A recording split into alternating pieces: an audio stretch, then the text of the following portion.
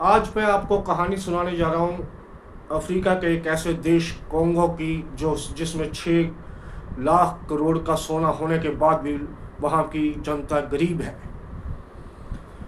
Africa का एक देश है कोंगो। कोंगो में कॉपर, अपना गोल्ड, डायमंड, इस प्रकार के नेचुरल रिसोर्सेस हैं।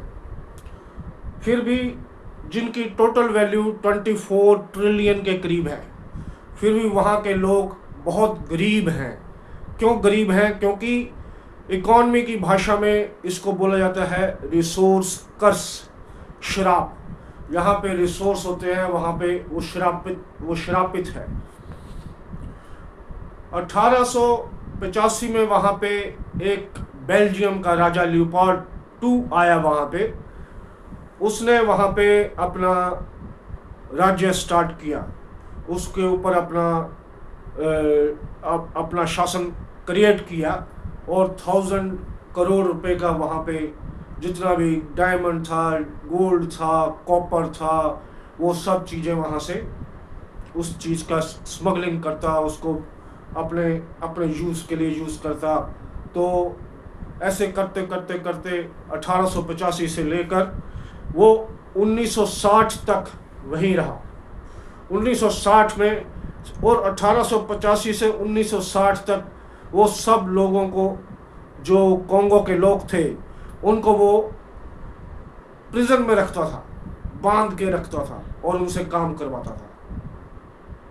इसी तरीके से जब 1960 में वहाँ पे इंडिपेंडेंस आया, तो वहाँ पे एक डिक्टेटर आया, मोबुतु, MOBUTU, मोबोटू डिक्टेटर आया। उसने भी 10,000 करोड़ की ब्राइब लेके वेस्टर्न कंट्रीज को वो कोंगो को उनके हवाले कर दिया। फिर वहाँ पे रुवांडा की मिलिट्री अपना राज करने लगी। तो उसने भी अपने लिए पैलेसेस बनाए, अपने लिए बहुत सी गाड़ियाँ खरीदी और बहुत सी चीज़ें उसने अपने लिए ली, लेकिन कोंगो के लोगों को बांध कर रखा गया। कोंगो की जो नॉर्मल जनता थी, उनको भूखा प्यासा रखा गया। तो उसके बाद जब 2003 में रुवांडा की मिलिट्री वहाँ से बाहर निकली, वहाँ उस देश को छोड़ा उन्होंने, तो उसके बाद वहाँ पे कोंगो के इंटरनल 120 ग्रुप ऐसे खड़े हो गए जो कि आर्म्ड मैन बन गए। एक मिलिट्री जैसा उनका वहाँ पर रुतबा रहने लगा। अब वो क्या है, वहाँ पे अब गवर्नमेंट के साथ मिलके अपना स्मगलिंग करते हैं। तो उस देश की एक कहानी है कि रिसोर्सेस कर्स, उस रिसोर्स के ऊपर कर्स है उसको।